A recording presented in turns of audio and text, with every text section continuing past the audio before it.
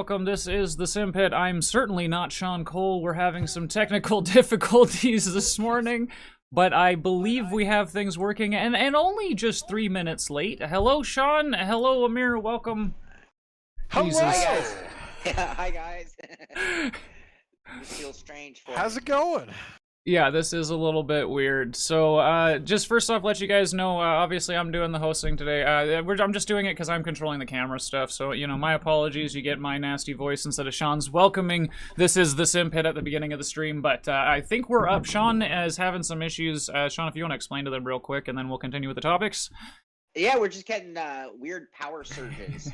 Turns out it's the entire region, and it's just like the power goes out for 1 second, which, as anyone knows, is enough time to turn off your internet, turn off your TV, turn off your, aquarium pumps, turn off your 3D printer, turn off your computers, and then it comes right back on. So you're not like, it's not a black out, but we've had 4 surges in like 20 minutes. And I know it's causing other things because now the internet's just not coming back at all this time.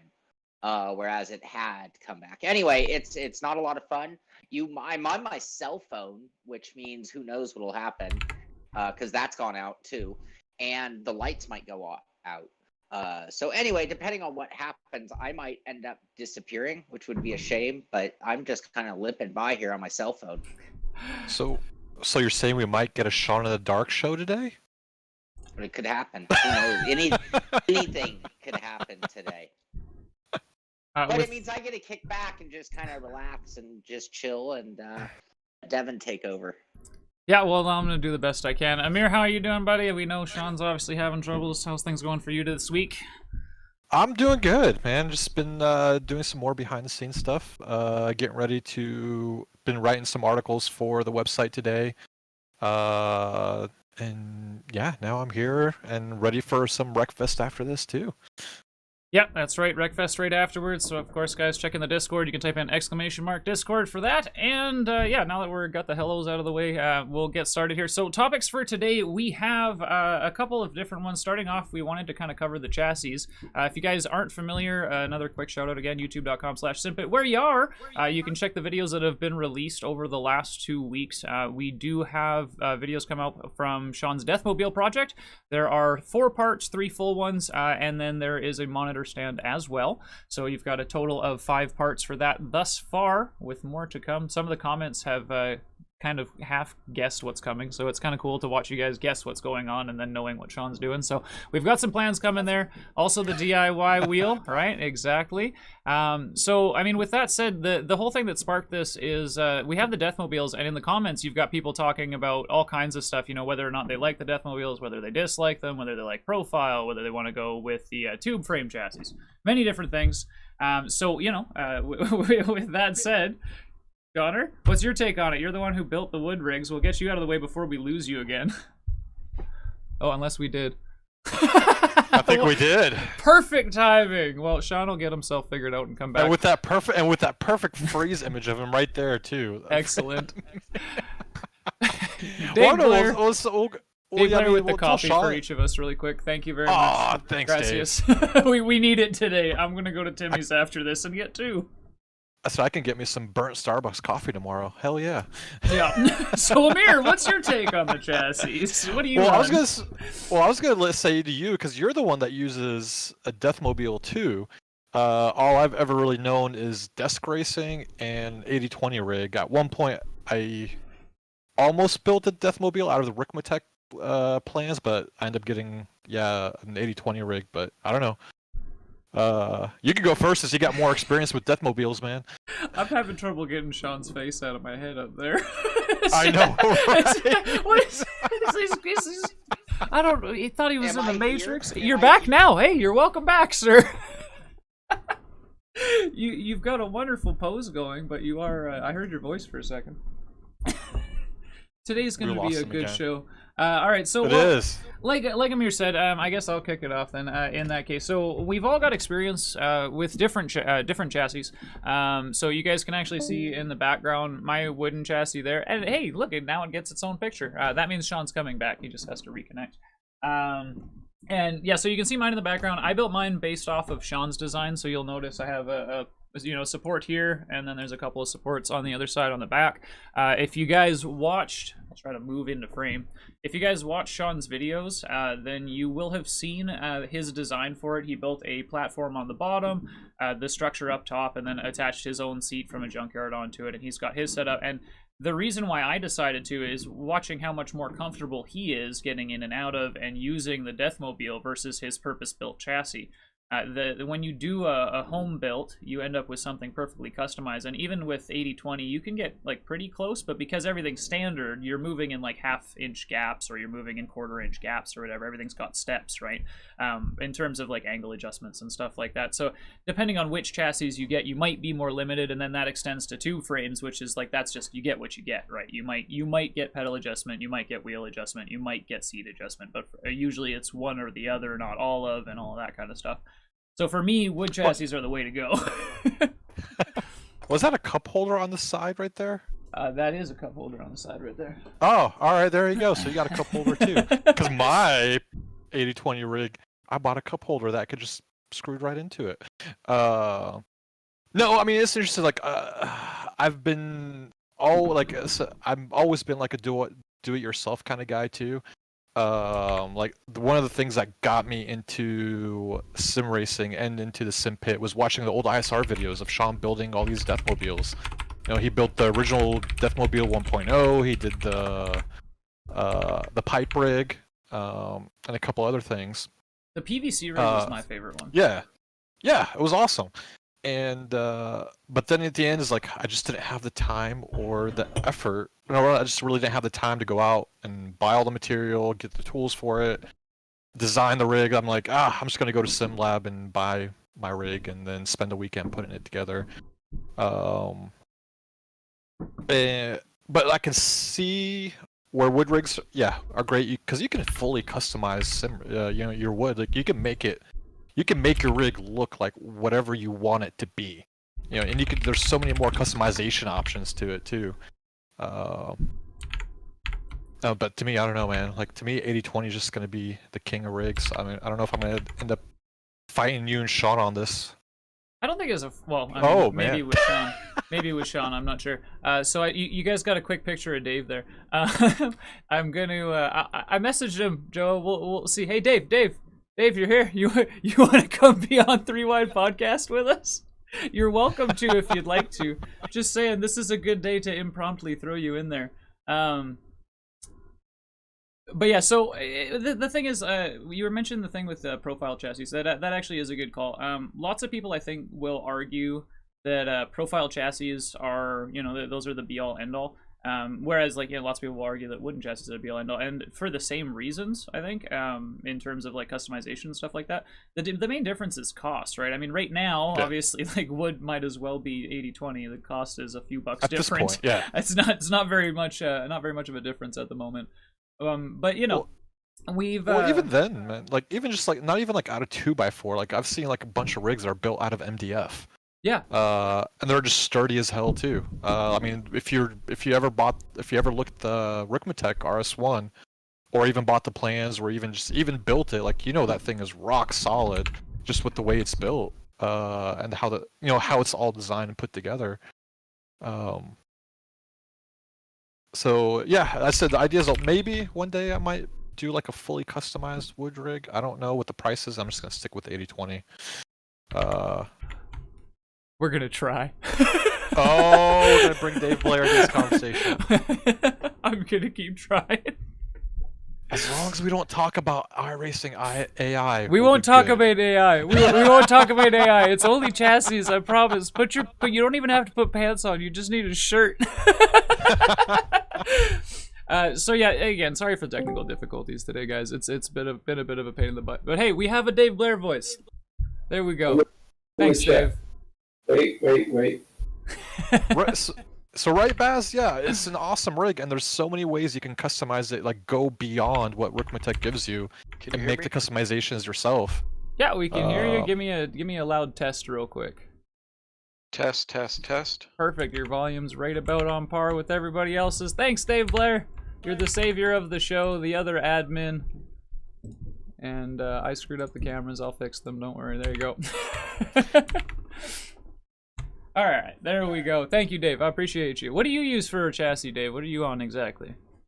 Thank you. Okay, so I have the 80-20. Okay, so 2 guys on 80-20 rigs, and then the missing second half of the chassis of the wooden chassis conversation. Well, the thing is, like, I started out with this old wooden desk, and I had cut it, and I mounted the steering wheel to it, and then I put the screen above it. So, you know, I started out with what was like a wooden chassis, and then I went to the junkyard. I got a seat. I pulled a seat out of a Mazda 626, and then I built something out of wood to mount that to, so it was heavy. And then I used some U-bolts to bolt down my pedals to another piece of wood that I made. So it was all, I mean, it was all loose pieces, but it you know, was sturdy because it was built on wood. But I just made the desk into what I needed it to be. Yeah, speaking of which, on the desk into what you need to be thing, there's pictures in the Discord. We might end up going and taking a look at them at some point with the nature of how the show is going today. But just so you guys know, we actually are doing a thing too. We were calling them mullet rigs. If you guys didn't see the pit stop yesterday, that's another kind of thing that instigated this conversation. We saw pictures of guys who use their rigs for like dual purpose. So you'll notice like my monitors used to be mounted to my desk. I've since finally moved to a full Deathmobile, but Dave's turning his desk into the space that he needs to be and stuff like that. If you guys have rigs you want to share, whether they're 2 separate rigs put together so that you can have computing and rigs next to each other or whatever, but if you've got 2 kind of spaces in one and you wanted to share them, again, !! Discord, you guys can definitely share them, and we're going to take a look on Friday's pit stop next week. Yeah, so you've used a desk then and now moved to a profile chassis. Ameer, you said the same, right? A desk to a profile? So I was on the desk that's right behind me. I used to sim race from that desk right there, and then moved over to this because I wanted something dedicated, and I was upgrading all my gear, so there was no way that desk behind me was going to be able to keep up with the demands of the new stuff, man. You're stepping up to direct drive and all of the pedals and all that kind of stuff. But you, on the other hand, you had a chassis. So you went from a Deathmobile to a chassis, and now you're back to a Deathmobile again. Yeah, so I was going to say, so actually I did the desk, as everybody mostly does, right? I did desk to a home-built Deathmobile with a home-built chair and everything, and then finally got an auto-wrecker seat, did the Deathmobile fully kind of based off of Shaun's designs in the beginning, and then back to actually 2 chassis. So I went through the GT Omega and then into the Extreme Sim Racing chassis. And then I took my most recent Deathmobile, I actually used, so this is an ESR seat, and their base up until a certain point, and then right now I'm still using their pedal deck, but I'll be replacing their pedal deck to hang pedals here in the near future as well. But yeah, I went the opposite way. I went back to Deathmobile. Also, because I brought that up because I want to bring up, like, why did you do that switch? Because I know, like, for a while, like, you didn't like your original Deathmobile. You weren't too happy with it. And you went and got the chassis, and now you're back to a Deathmobile again. So I don't know, like, if you want to talk about why you did that switch back again, and I don't know, like, just talk about like some benefits, because I know, like, I mean, we saw some of the comments and videos. You see even in Reddit where people are constantly trashing wood rigs versus the 80-20 rigs. So I don't know if you want to give a little bit of insight on that, man. So the first thing is, if you build your Deathmobile wrong, you're not going to be happy with it. Like, I really liked my original Deathmobile in terms of once I was in it, I was good and it was fine, but getting in and out of it was like a 3-minute process. And if you did an endurance race, it was terrible because you know, like, it was, your seat was literally on the ground at the time.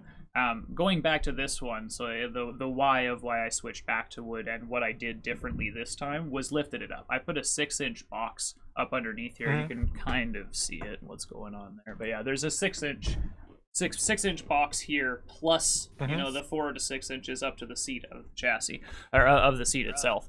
So there's quite a bit of lift going on there. And that's the main thing. Wooden chassis, they're great, but if you build them too close to the floor, you're getting in and out of it is terrible. But that'll be the same with 80-20s, right? So again, like I was saying earlier, this kind of brings it back. Is they're, I think, the same advantages. It's just the cost difference is the big variance. I think people also have the misconception you have to tighten wood. Like they think you have to go back and tighten things all the time, whereas like you might once a year if you're getting some squeaks or something like that, you might want to, but it's not like you're every couple weeks or every month or something having to go and tighten all your screws. It's far from that. It's no different than an 80/20 chassis, really. You may or may not, depending on how you have your stuff set up, what fittings you're using, want to tighten up parts of your 80/20 chassis as well on a yearly basis. Yeah, no, because that kind of interesting, because that was one of my biggest worries when I was because I even I bought the Rikmatech RS1 plans. Like I was fully intent on building that rig originally, and then seeing the comments on Reddit and on some other social media sites like stay away from wood, they break, they can't handle the work, they can't handle the forces of direct drive wheel, et cetera, and the same thing, prices of wood here in Europe. I mean, now in the States, North America, you're starting to see the prices here in Europe of what costs. So that's what not forced me, but made my decision to go more towards an 80/20 rig, more than just going for a wood rig. Because on top of just the time and effort we've taken to design and build a wood rig, it just didn't do it. So on which profile chassis did you go with in particular? So I ended up going with the SimLab P1, because this bigger is better. No, I'm just kidding. No, for me, because I waited for me before I made most of my purchases. Because before I get back to it, so when I first started sim racing on a regular basis, I was on that desk behind me with the DFGT wheel with just the normal Logitech pedals. The pedals broke. I ended up buying the Fanatec V3s secondhand off of eBay for like $200. But I always knew I wanted to upgrade into something better. I wanted more immersion than what my current stuff could offer me.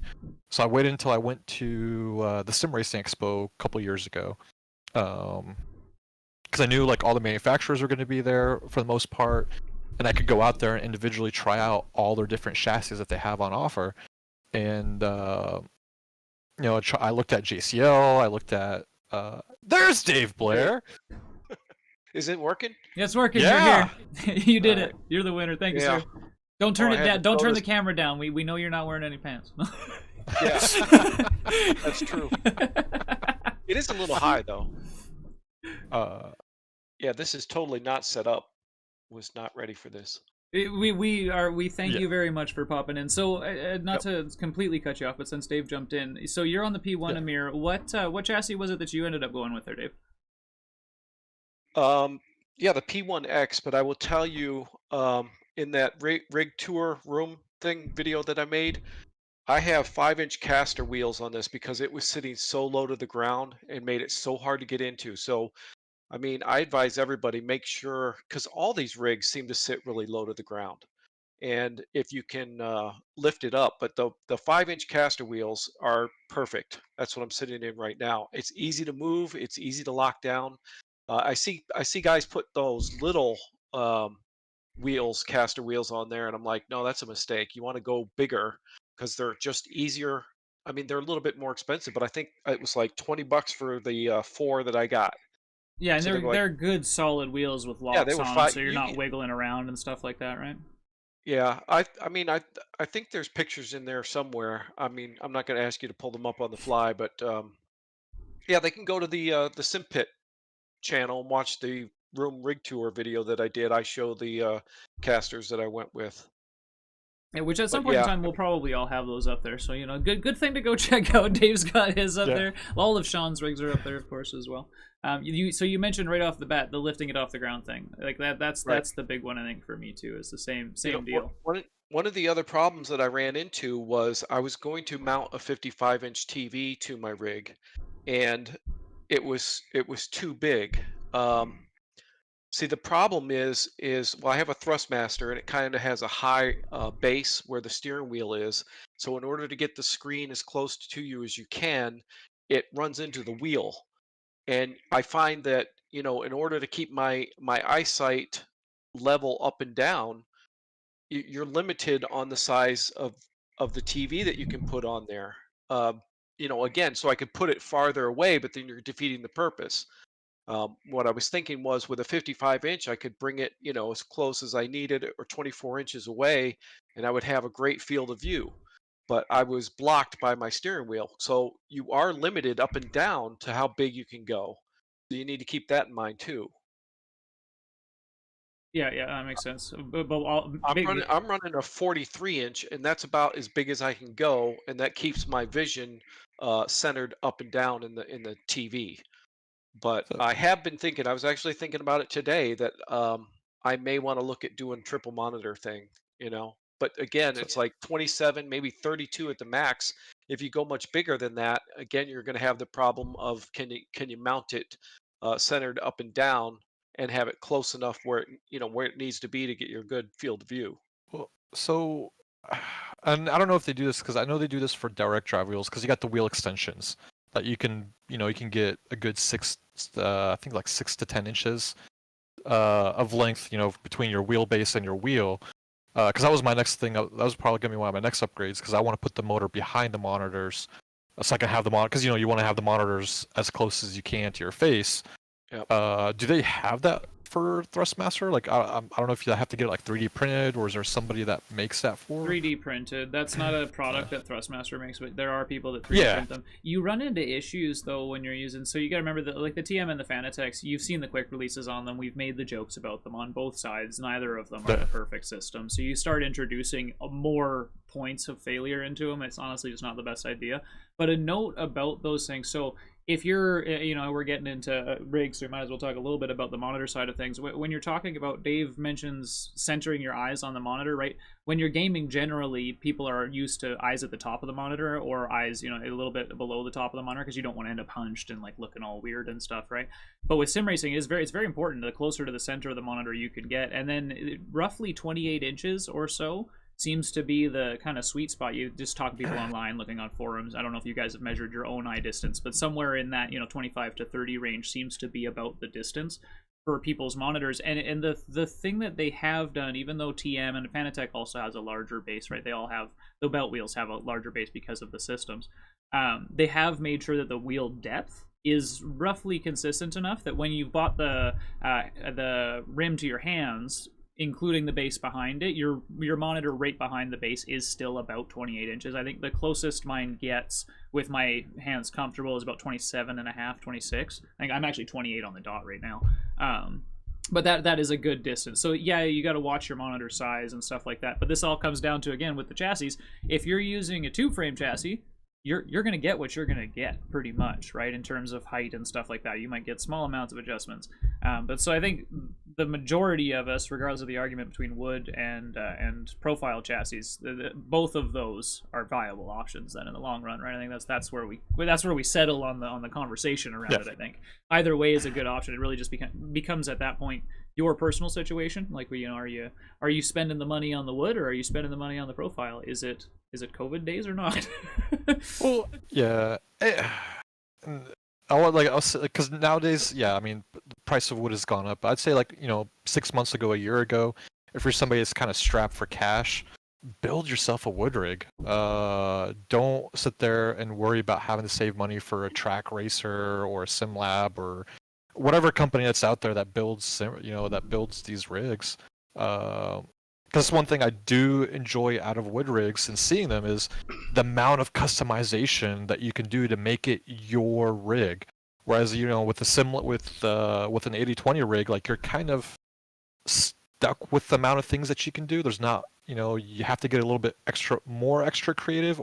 I've seen people have combined wood with their 80/20 to come up with something like completely different than what the rig originally looked like. Yeah, it's good to mention the customization limitations. It's not that they're necessarily limited with the 80/20, but the getting the components, because at that point you're not getting like pre-cut components, you're getting custom components. So if you want to add something, you either need to buy lengths of the profile, and then you need to have a saw capable of cutting it, which isn't like, you can get a decent radial arm saw with a blade designed to cut through aluminums and you'll be fine. But it starts to raise the bar for entry at that point, right? Whereas I'm using completely scrap wood. I spent nothing on that at all. Right? And I think Shaun spent $80. So no, that's the big advantage of having a wood rig is it's less expensive, and you can just run to your local Home Depot or whatever you have nearby you, and you can get it that day. You can get it done that day. I mean, if you want to do the project. Whereas, like, if you want an 80/20 rig, you got to order it. You got to wait for it. It's heavy. It costs a lot to ship. And I've told other people, but it's like SimLab is where I got mine. They had a sale on Black Friday. I happened to get 15% off, which basically covered the shipping, but it was like $125 just to have it shipped. And so you have all that expense, but it is nice once you get it. But Yeah. yeah, if you want to save some money, you're better off building your own. There is one thing we haven't mentioned, kind of, because we say tube frame, but all the tube frame chassis we mentioned really are store built, right? Or like Square Bar and that kind of thing. We're talking GT Omegas, Extreme Sim Racings, Next Level Racing, that kind of stuff. But there is some merit too. So those of you that are looking at chassis when you've got the wood or profile design. Also consider, if you know a welder, if you're capable of welding, like that's buying tube yourself. When I'm talking about wooden tube, thanks, Joe. if you buy the steel tubing yourself and you have somebody that can weld it, or you're capable of at least prepping it, welders are cheap if you can prep it, right? If you're only paying a guy for an hour or two of his time to tack everything together and weld it down, you're good to go. If the guy's got to be stripping and grinding and all that kind of stuff, cutting, and that's where you start to run into crazy expenses there. But if you're the kind of person that does have tools and you're a little more handy, that's another way to go too. You can do just as much customization with steel tubing or Square Bar. I know Heiko's rig is a masterpiece of I believe it's Square Bar that she used a lot of, right? And then also, flat bar, like pretty much anything you can use as a building material if you have the resources for it. So when we're talking about using scrap, wood is what we're saying, but that's not necessarily what we mean for the entirety of the options, right? There's more to it than that. Yeah, but even if you do like a PVC rig, I really like those. But if you want to add something to it, it becomes a hassle, in my opinion. Yeah, I've seen guys with U-bolts and straps holding wooden platforms together for keyboards. It's crazy, crazy ingenuity, though, right? And that's again the benefit to building your own. But that's again, like, man, like, regardless of seeing people arguing, the people that are completely for wood rigs and people are completely for profile rigs or PVC rigs, like. I think this is like one of the few hobbies, or like one of the online gaming things you can do is freaking the amount of customization that the community does behind to do a hobby that they enjoy and love doing. I love that fact. Just like, surfing through Reddit and seeing all these different amount of rigs and the different shapes and materials that they use to get them made. Like, to me it's freaking awesome. I love it, especially when Shaun's showing them on the pit stop, like going through them all. Like, I love seeing that stuff because it just, people in their imagination just going wild on it. Well, the other thing too is, like, I mean, everybody starts out with clamping a wheel to your desk, and you're in that office chair, and your pedals are moving, and everything is moving. And as you try to get better, you're like, all of a sudden, you're like, this isn't working, and then you start scrambling, like, all right, how can I nail this thing down? You start watching, Shaun Cole, and he's talking about, and again, a good rigid, cockpit where it doesn't flex is really important, because you're trying to feel everything through the wheel, and especially if you're doing iRacing with that snap oversteer, and it's like you've got to be able to feel it. And so anything that's lost, you're not feeling. And so the better your rig, the better you're going to perform in the game. Yeah. Well, and so another thing we mentioned too, Ameer kind of touched on it a little bit, but now I think we're kind of settled at this point which chassis are the best ones in our opinions, right? Aluminum and wood, something customizable. We're kind of in that range, and then personal preference for materials.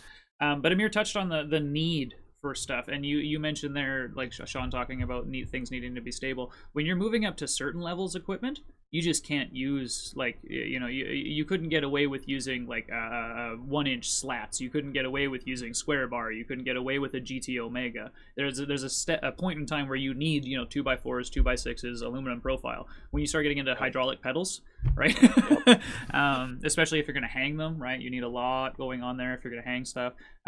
Again, talking about the loss of forces through the force feedback when you're trying to hold slides and stuff like that. If you don't have a rigid enough base and and you're running something like, Amir's got the SimiCube Pro, right? Is the one that you're on? Just the regular Or is it SimiCube one. Okay, sorry. So it's the SimiCube Yeah. one. So it's quite a lot of forces, anyways, right? You could imagine if you pay for all of this force, and then your chassis goes like this every time the wheel turns, right? Well, and here's, I mean, but just to caveat that though, to be honest, like Dave Blair kind of hinted at it too, is like you don't like DD wheels, like I don't know. Like, I see people's like, oh, more force is better. The stronger the wheel forces, the more you can, you'll be able to control the cars. No, not really. You just, to me, my DD wheel, like I think I've told you and everybody in Discord, is like I have mine probably set to like 3% of what it can capable do, because I just want to feel just enough to know what the car is doing to be able to catch it. Like, if you risk running too much forces, now you're fighting the car, which is going to make you slower overall too. Yeah, the irony too, though, is the more stable the thing that you're mounted to, Yeah. the more you feel and the less power you actually need. Now, if your whole rig is shaking, then you might need more power to feel it because you're losing it through the rig. Yep. I mean, So. we saw on the Deathmobile, Shaun ran the AccuForce Yep. on his Deathmobile just fine, no issues whatsoever. No flex. Yeah, and that's where I kind of see the people that make the comments of, oh, wood isn't strong enough. I think those are ones that tend to run forces are a lot higher than they should be. Because yeah, if you run it what you're supposed to do, what a normal road car feels like, you're not going to run that much force on your wheel. Yeah. And then, the other thing too. One more thing is also, what do you want to look at, or what is acceptable in your house? If you have a wife that doesn't want 2x4s, then you're going to have to look at doing something else. But again, even if you go with, let's say you get a next level something, and then you're like, you bought the entry level one, and then you're kicking yourself for not buying the next step up one because it's not exactly. I mean, you've really got to think it through. What is it that I want? What is going to work for me with my gear, or what do I want to have in the future? Again, if you're going to buy a direct drive wheel next year, then you need to have something that's going to support it. Don't go and buy a Playseat Challenge that you're just going to be unhappy with that gear. So those are the 2 points. You got to live with it. Your family's got to live with it, and it has to work with the gear that you have. Yeah. Going back, Cranky made. Oh yeah. He did it. Cranky made a comment about drivers fighting the car in real life. Not so much. Indy cars, yes. I mean, because I don't think they have hydraulic steering. Like if you're driving a GT3 car, GTE car, like you talk to the drivers, you can turn that steering wheel with one finger. When they talk about fighting the car, they're talking about the stability of the car more than anything else. They're not talking about the forces of what they feel in the steering wheel. Yeah, Shaun's just lurking in the background. Yeah. we got it going. Don't worry. We'll make it 4 wide. Welcome back, Shaun. The internet's working. The power is up. Did you hear something? You're on a different camera this time. Well, yeah, everything's changed. Can you hear me? Is the first. We can. We have audio. That's the main thing. Good. Then my audio's working. I didn't want to interrupt, or I didn't want to screw up the show. Here we are taking too much time talking about this. We'll see. Anyway, I did hear Ameer mention, that I used the AccuForce on the Deathmobile and no wiggle, and that people who would maybe get a wiggle might be using too much force feedback. I probably agree with you on the force feedback comment, but more importantly, I don't think that's like, I drove it with this thing cranked up. Also, you can build wood as strong as anything else. It's going to be a little bulkier in some cases than metal, but just comparing, a profile, and I hope, I missed all the show, so I might be repeating things you guys have. In fact, feel free to cut me off if I'm repeating things you've said. But I mean, I understand, and we've seen an evolution of chassis that have happened over the decades with the evolution of the wheels, because our requirement in a chassis beyond a desktop really started getting higher and higher as force feedback started to increase. and seriousness, started to increase as well. I mean, like back in the day, we would review a rig. I heard Dave, you mentioned, wheel deck wobble. And back in the day, that was something we were really critical of. And it's like, yeah, but outside of a couple of rigs that might come to mind, I can't really think of rigs that suffer from that anymore. They've all been built so substantially. They've modernized their designs as well.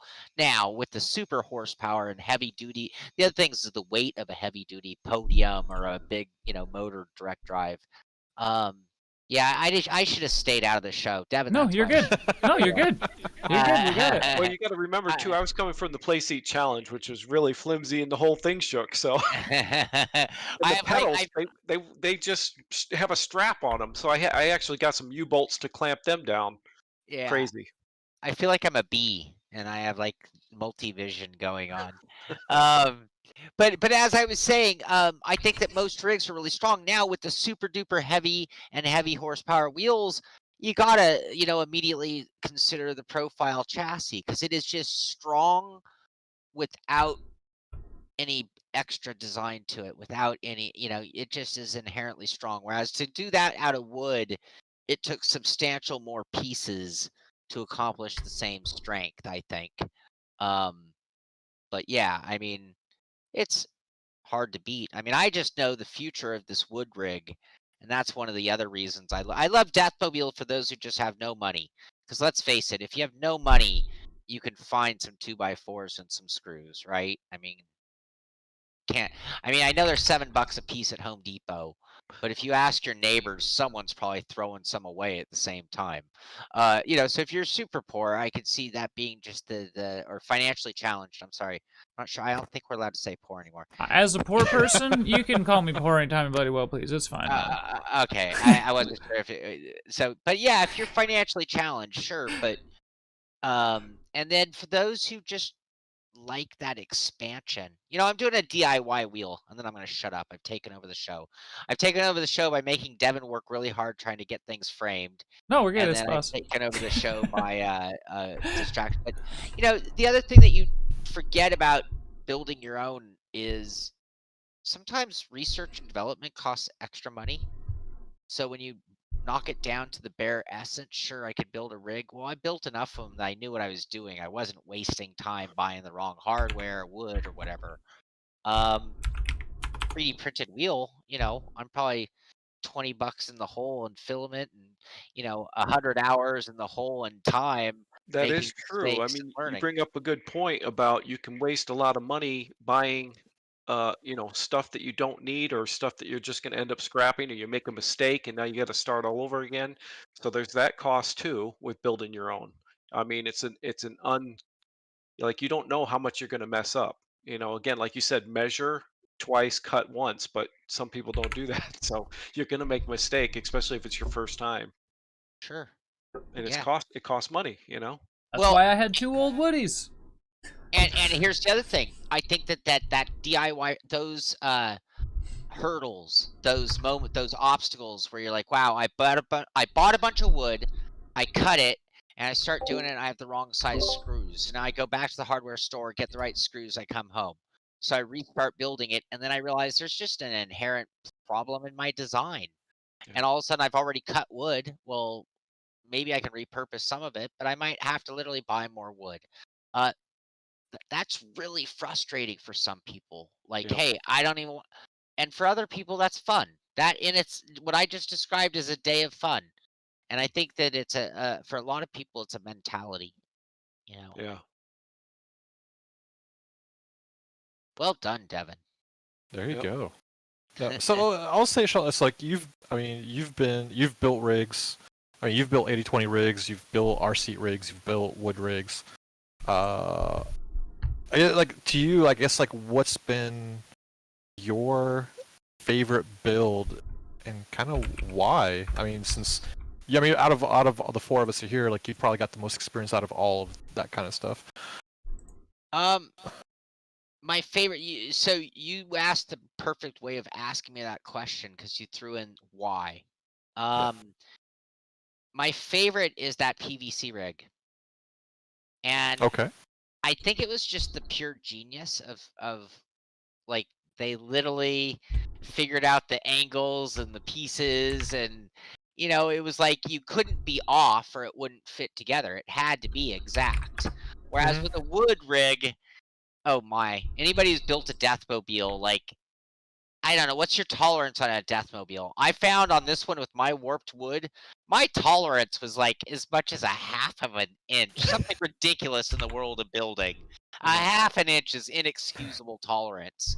Well, with the PVC also, you didn't have any bolts and screws, right? You No, just cut everything and slapped it and glued it. glued it, yeah. Yeah. So it was really truly remarkable, and that made it extra special.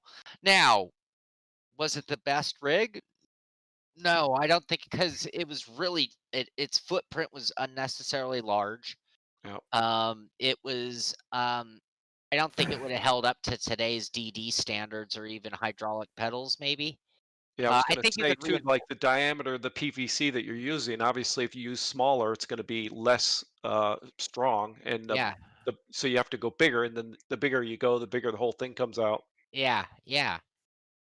But I did like that it was just so unique. Yeah. Now on a level of my favorite that I've ever built, it. This is why I have a job.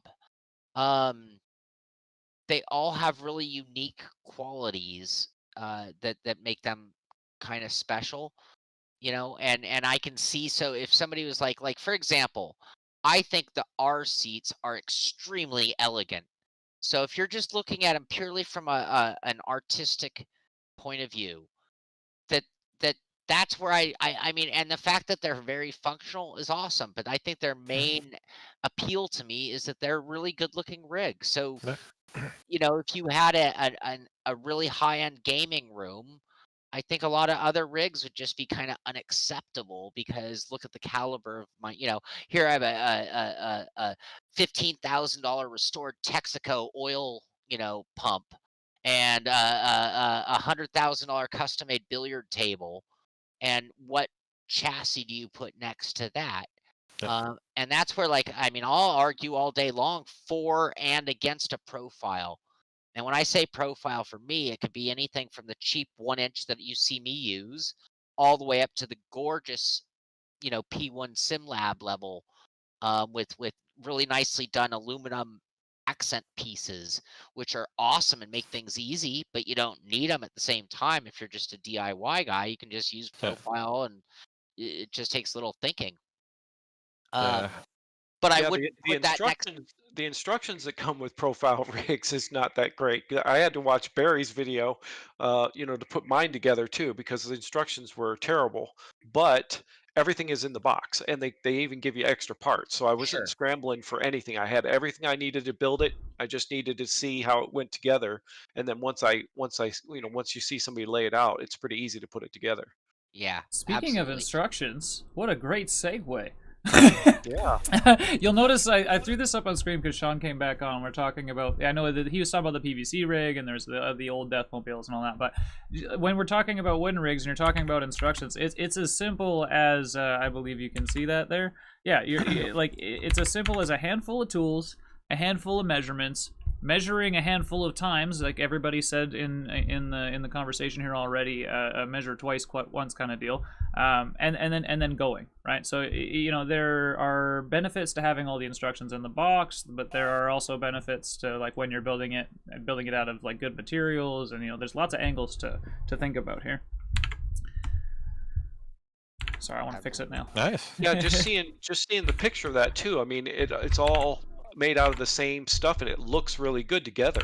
I mean, Yep. when you look at that picture, that looks fantastic. I wouldn't mind having that in my house.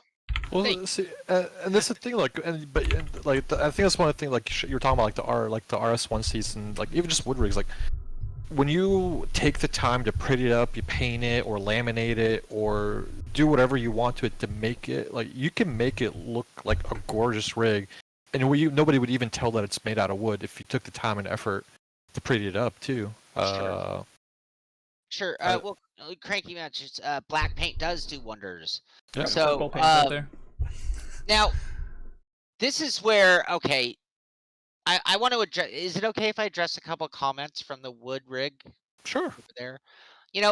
I immediately saw a bunch of people talk about how difficult, time wasting, expensive because you need to have all these tools and all this kind of stuff. And here's what I'm going to say, because I know they kind of got ripped because all the DIY people immediately jumped all over that. Like, are you kidding me? But here's where I'm going to draw the line, or be fair. I think that the people who feel, because I think for some people they look at that as a lot of money and time and busy work and stuff that they don't need to do. Like, that's not fun. Why would I subject myself to going to Home Depot? That's not where I go. I go to wherever. I'm not going to put any words there. So I think that the people who question it are 100% right, because you just in the mindset, that's not your attitude. And for them there are so many great options, right? Yeah. Now the other thing, getting back to the look, I actually think it looks okay because it looks like it was built to go together. So it kind of has that. Right. And I agree, black paint would go a long way. But the other day I was cleaning up and I found the carbon fiber wrap that I had done for my 3D wheel. That stuff wasn't expensive. Yeah, Tofi. I could totally just cover that in carbon fiber and it would look cool. Or Devin, can I share with this audience my long-term plan? Right. I mean, so I've alluded to that I'm going to put a stick shift and a handbrake, and that is true. My long-term plans with that is actually to like box it in with some curved pieces, much Ameer mentioned the Ricmotech plans. Yeah. Much like that, copying some of that, putting some panels on it to be able to put some good-looking paint. But here, long term, I want to put a padding and an upholstered leather over the transmission tunnel, which would hold the handbrake and the shifter. And it would be nicely upholstered, which I've done to my Datsun, so I could do the same thing, put a little padding on it, so it gives it a nice curvature when you put the upholstery down. I want to get some automotive carpeting and put it on the flooring underneath the pedals. I want to Like a center console. yeah, I want when I do that, that was an area I thought, dude, I want realistic or do I want race car? And I'm going to go race car because, if you look like a 911 race car, they tear that center console with the air conditioning out and they put a flat panel that looks like a race car crap, with like just buttons and switches and dials, whatever. So I'm going to take more of that approach. But the center tunnel, I'm going to do like a car because I want when my leg touches the side, I want it to feel like a decent car. Yeah. But I want it to be like a race Don't forget car. the cup holder. It's going to get a cup. I want to integrate my WinSim into it. Yeah. And I want it to look nice, not just be two fans like it was, which is great but so long term, I don't think anything can do what wood can do.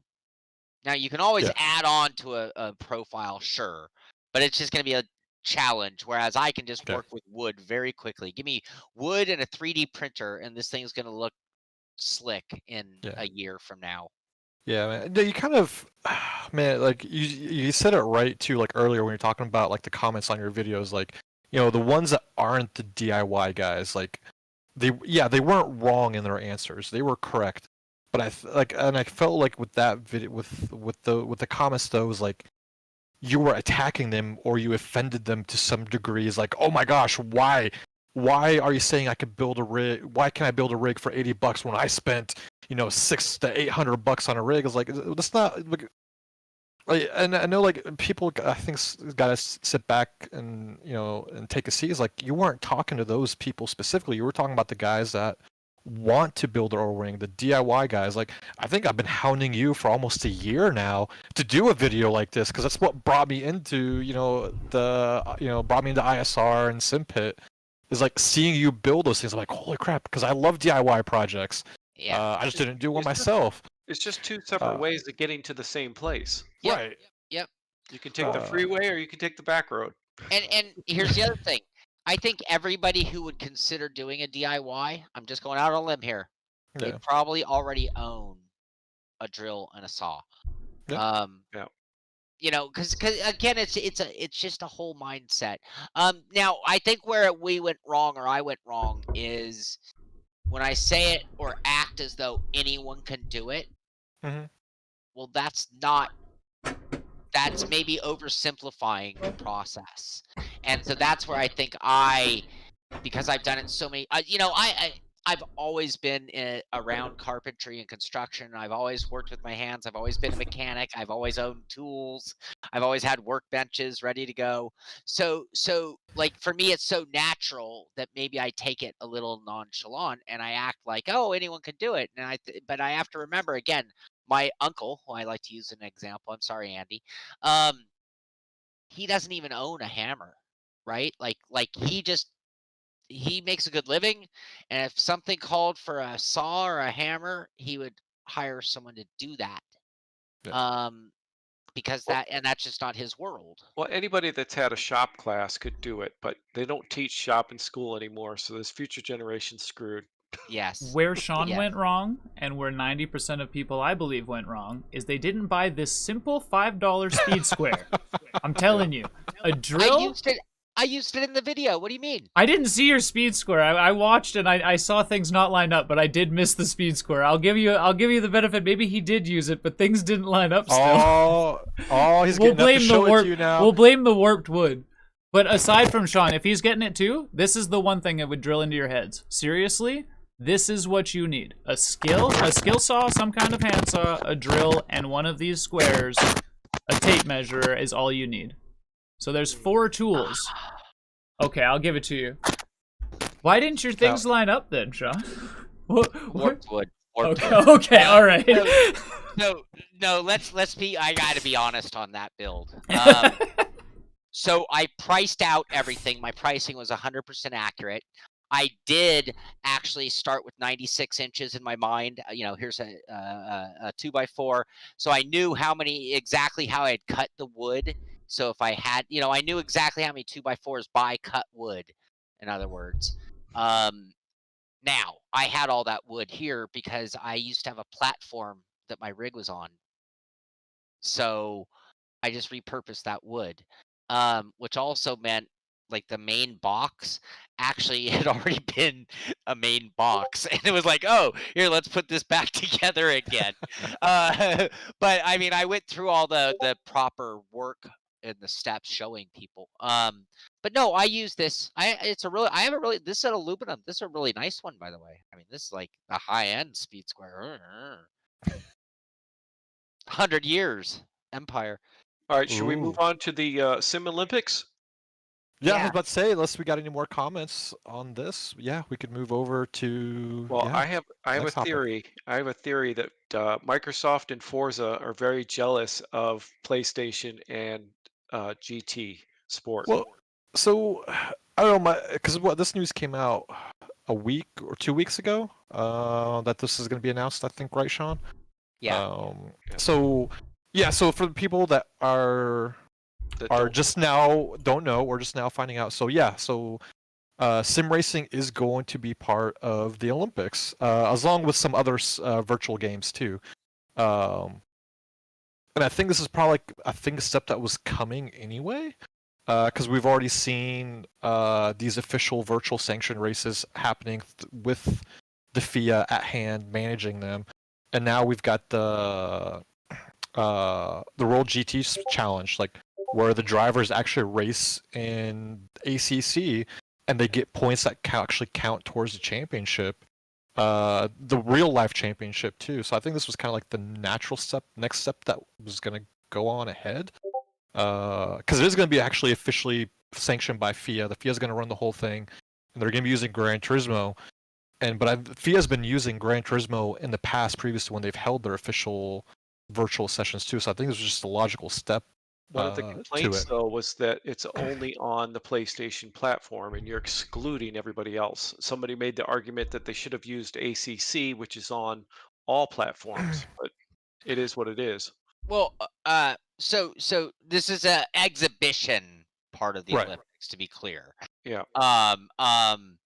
And I think that I mean, my guess. So I haven't heard since we made the announcement, but I don't know who they're even inviting.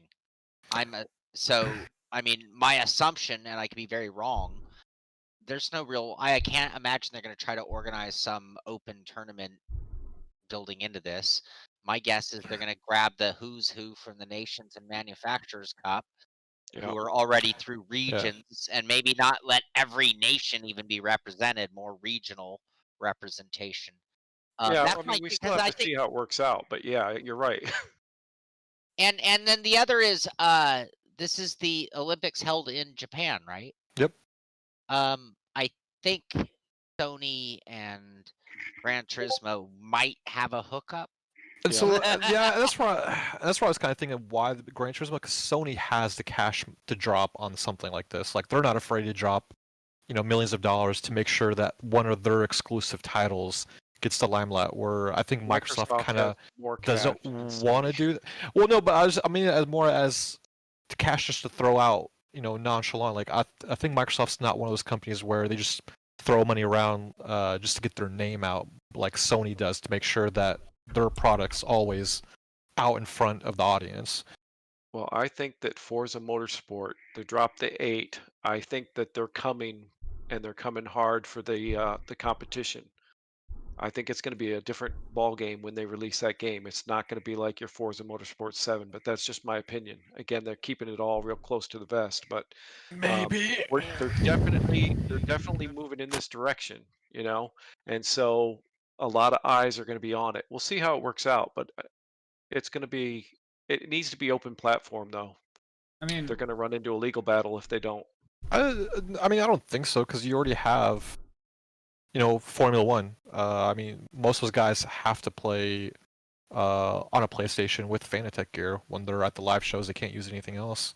Well, Uh, I think what Dave is Yeah. saying is fair on one level. If Right. this was to be considered as a real Olympic sport, you're right. Because the Olympics doesn't deal in third party rankings or any of that. You are a country, you get a representative. That's the way the Olympics work. Now, when it's still at that exhibition level and it's still being run by, the Olympics would never partner with the FIA for a real Olympic event, because that same thing. It's like, well, we're not going to let you determine who qualifies for what's supposed to be the Olympics, right?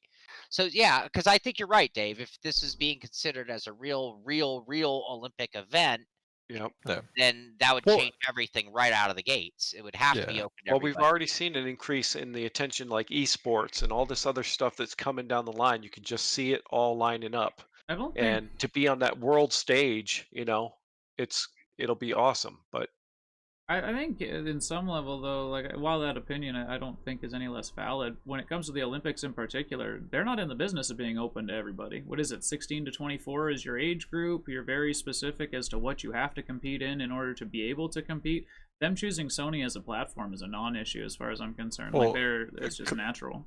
we'll see. Yeah, because I was gonna bring that up, is like, because when you play their sports, you play by the Olympic rules. You don't play, like, for example, if you're a basketball player, you don't play by NBA rules or the European Federation rules. You play by the Olympic standards. rules. Yeah. Yeah. Yeah, but they want teams from each country. Yeah, they will. So know, one thing I was also thinking about, I didn't want to interrupt because you guys were going pretty good there, but one thing you don't mention when you think, like, you did say, Japan, Sony, there's obviously ties there, right? And we're talking about the Olympics, right? But nobody's taken into consideration, like, if you look at countries like Korea, where you've got StarCraft being, and Dota being like these crazy high level earning full on, quote unquote sports, Dominate. but esports. Yeah. But they dominate their sports market. It's not like people are going to watch hockey and football and basketball or whatever equivalents you've got going on there. They're going the vast majority to watch esports.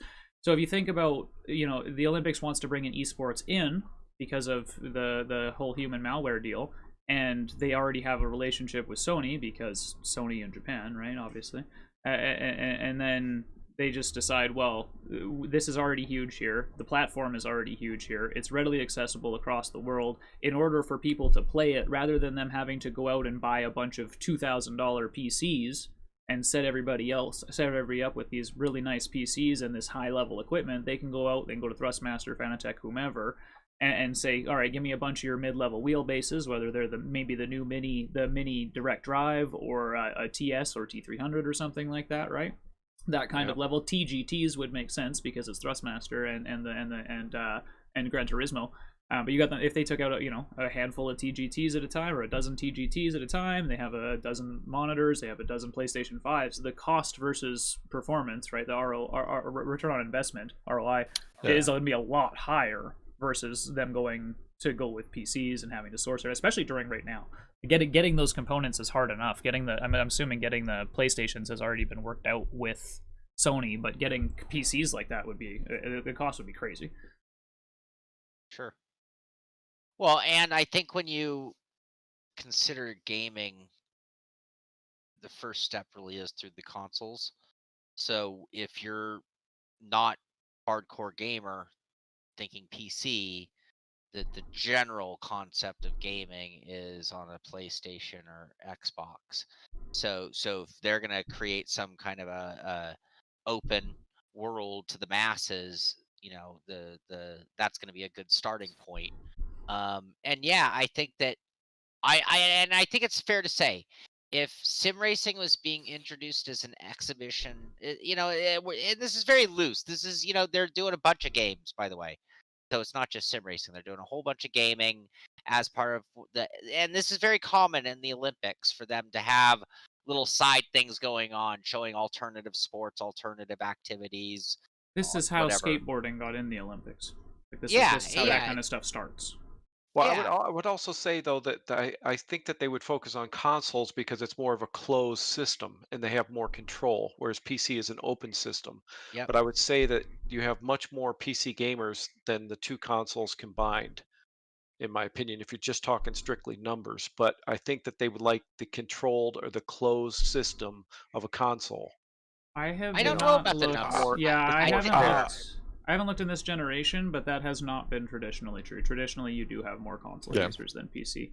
For Well, and I'd also like to point out that I've had zero preparation for this topic. And hey, it's okay. Neither did I. I had to make the stream I'm just ready. talking off the top of my head, but No, and I think this is kind of the hard part. Is like, so because the amount of different sims are out there, the amount of different platforms are out there, like, there's only going to be one winner out of this whole deal, and the rest are all going to be losers. I mean, there's no other way around it. But seeing the amount of publicity Gran Turismo already gets, and with consoles being more, be more readily available to consumers, I think that was probably just the most logical thing to do. Because I mean, you see GT Sport stuff constantly being broadcasted on Twitch and YouTube with the official events, but you don't really see, like, you brought up Dave, Forza. Like, Forza's not really used out there all that much, and to make sure they maximize their audience, I think that Gran Turismo is probably the most logical thing out of them. Forza is a viable option, I do think. No, I'm not saying it's not. Forza was on with all those competitions and stuff, and there was a time when people were watching that. It's gone now, but So make no mistake, if this Olympics was in the United States, it would be Forza. And the other, and I'm not saying that, but that's the reason countries spend billions of dollars to host the Olympics, is to get exposure to their country, their culture, their companies.